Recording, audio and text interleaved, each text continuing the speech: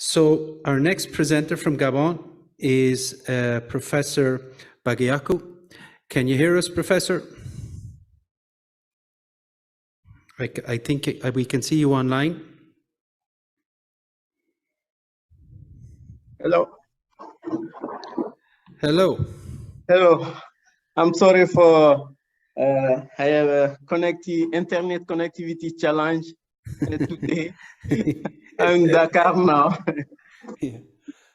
No problem. Is it possible for you to share? You're very welcome. Is it possible for you to share your screen and your slides for us? Okay. Thank you so much. And yeah, we're seeing your screen now. So we're due to finish this session at 15:35. Each presenter was roughly approximately 10 minutes. So Professor, if 10 minutes is fine with you. We did start late now, to be fair, as well, because people had a nice lunch. But we'll have a roundtable discussion, speed questions and answers, I suppose, before the VIP tour for those that are going to participate, that get to see what goes on the floor of the Connectathon. So sorry for interrupting you, Professor Bagayoko. So if you'd be so kind to start your presentation, over to you. Thank you. Okay. Thank you. I want to thank IHE and particularly Stefan for this opportunity. It's a pleasure for me to talk to you about prospects for health interoperability, health system interoperability framework development in Africa. This the context in many countries. Information system look like this Island in many countries. We have the Island of health information system in hospital, the Island of vigilance, the Island of telemedicine. The question is if a developing country can cope with it. The cost can be very expensive for African countries without prevention through the establishment for interoperability framework. In French-speaking country in Africa, now there are no or very important investments in health information system yet. Less fragmented environment than developed country, but the digital information system in the field of healthcare experiences is no particular boom in these recent years in Africa. The tools are recommended and deployed by international organizations without any analysis of context. A potential disintegrated structure is very real, and therefore we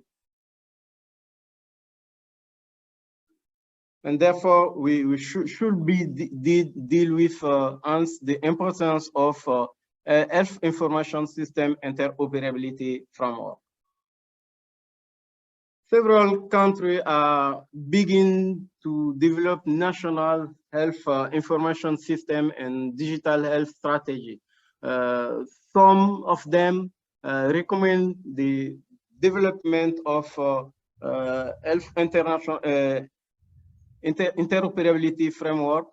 Others don't only undertake recommendation on news, norm, or standard. In this context, use related to interoperability are bound interest through some sub-regional training. The example is the inter-university deployment in E-health in Africa. In this side, I want to thank Stefan, which teach interoperability model on this diploma.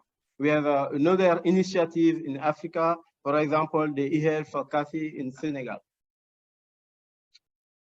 The first example in Africa is the Gabon, who recommended through his strategic plan since 2017 to drive the interoperability framework, and the IHE do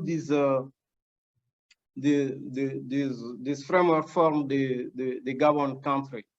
This is the architecture of Gabon interoperability. We have the use case for intra-hospital compartment. I think you have 3 use cases. You have the use case of clinical inter-organization compartment. I think you have 3 use cases on 2, and the supervision, the national compartment. We have 4th use case in this case. This is the example for specification for laboratory in Gabon. And this country have now its first version of interoperability framework of EAST. What's the main step in Gabon? We have a 4 steps. The first, training awareness.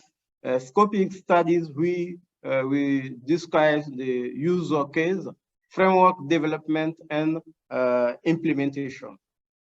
And the last activities of Gabon is the project Aton. We select vendor. Other country like Mali, he recommended to draw the interoperability framework in his strategic plan. We discuss actually this feasibility, and the last example is the Togo. We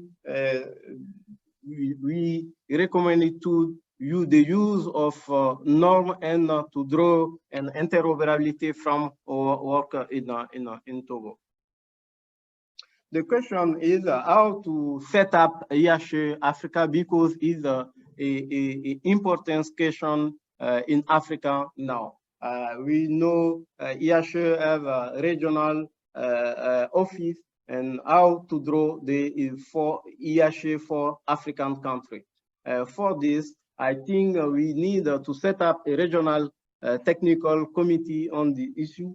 Still a formal collaboration between these committees and IHE-Europe, because we have the barrier for language, and we think IHE-Europe can work for French-speaking Africa, and found the financial means to train the African experts first, and to carry out awareness, raising, and communication activity, which is very important in my staff. Advancing the digital health and information system in healthcare in Africa, I think development of health information system based on strong interoperability framework and analysis is very, very important. Africans should learn from those countries which continue to better their system with cutting-edge technology. And hospital health information system interoperability framework must be opposable by law, but must be remain open. In this context, an IHE African organization will be a major asset. Thank you for your attention.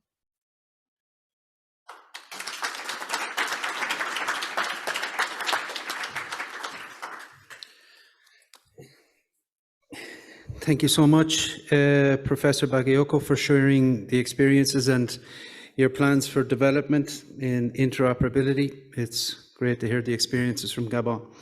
So I believe now we're almost at time. I think we have 7 minutes. And is Derek Monine from WHO here? No?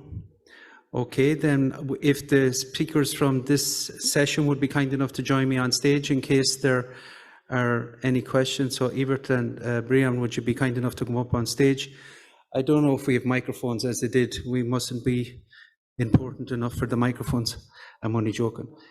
And if anybody, I know we kind of went through the presentations one after another. And have we still got Carlos online as well, just in case there are any questions? Carlos? Well, maybe Carlos is gone, but we should still have Professor Bagayoko in case there's any questions. If there's no questions, it must have been very... Oh.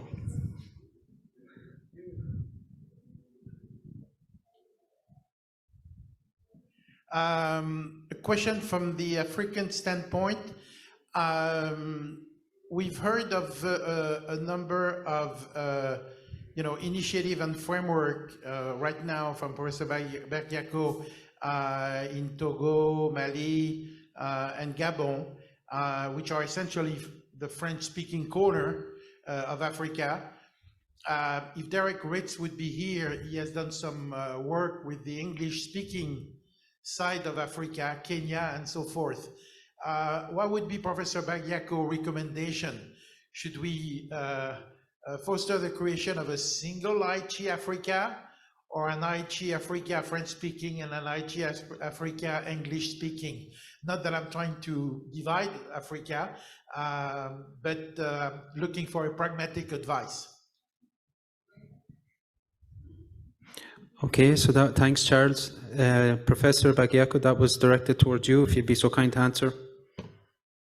Okay, I think it would be interesting to have a single IHE for Africa. And then we must know the barrier of language. We have in French-speaking Africa. I think we have many people who don't speak English, but we discuss interoperability, we discuss norm. I think it must be good to have a single IHE in Africa. Thank you. Thank you. Is there any other questions? One here, Sophia. Hi.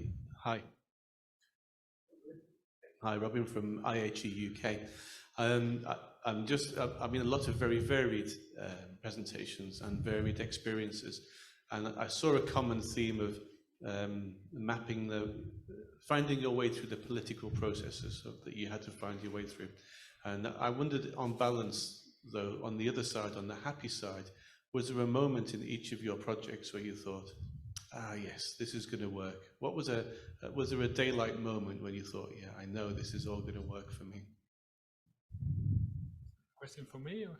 All of you, any of you, any of you who feel like answering.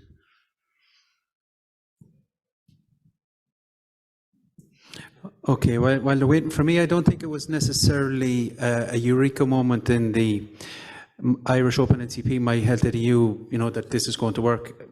But incrementally, we could see we're working our way back. Like when I joined, when I got involved in the E-health ESI, as it was then known, or the My Health at EU project, Ireland had no national contact point. It was a blank piece of paper. So first thing was get the national contact point configured and connected, and then work our way back into the infrastructure. So we as a team, we achieved our different milestones, and now we have to go back. But it was like in some of the presentations, the data at the source is the issue. When you have to, it's finding that happy balance between the gold standard of the IPS or the EU patient summary and what's meaningful. Like Clara said earlier, it was deemed better to share something than nothing at all. So it's a kind of a roadmap. It's a kind of a constant iterative approach to improvement, rather than a eureka, this is going to work moment. Well, I have several, but a year ago, one of my technicians came to me, showed me a picture, and said, "Is it broken or not?" And that means is the patient going to the emergency department or not? And we saw something strange, and I had a discussion. But she told the patient had an image like it in the neighboring hospital some time ago. And I said, "Well, we haven't the image." "Yes, we haven't the image," she said, "but we are able to get it."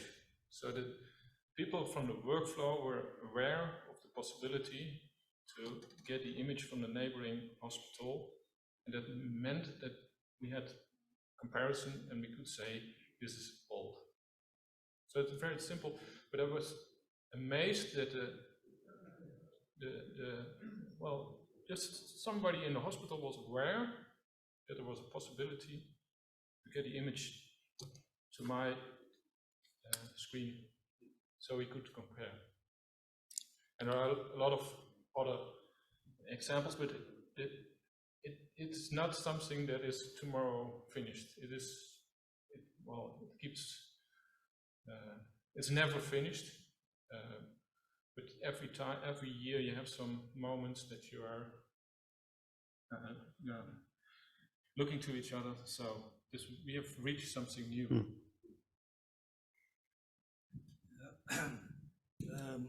I am a monitor on the floor downstairs with the connectathon. What's happened there, that is the real interoperability with multiple vendors. And if you walk with us with such a use case, and then you say, whoa, it's possible. And if you go to your own hospital, it is of course an implementation, but not completely like IHE wanted. So you're missing some messages. What very important is for the experimentation of the you call it the exceptions. Yeah. So, and here you see it.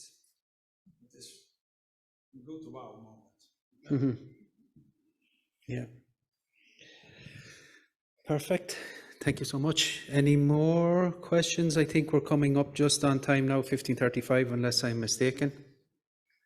Try and do the Swiss clockwork proud. Is that right, Stefan?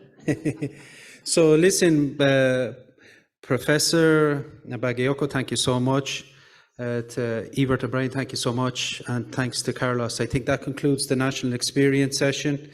Thank you for staying. Thank you for your attention. I know it's a long day, but it's a very beneficial one for everybody here. And I'll pass to Stefan now to explain what's going to happen next, or Sophia. Yes. Okay.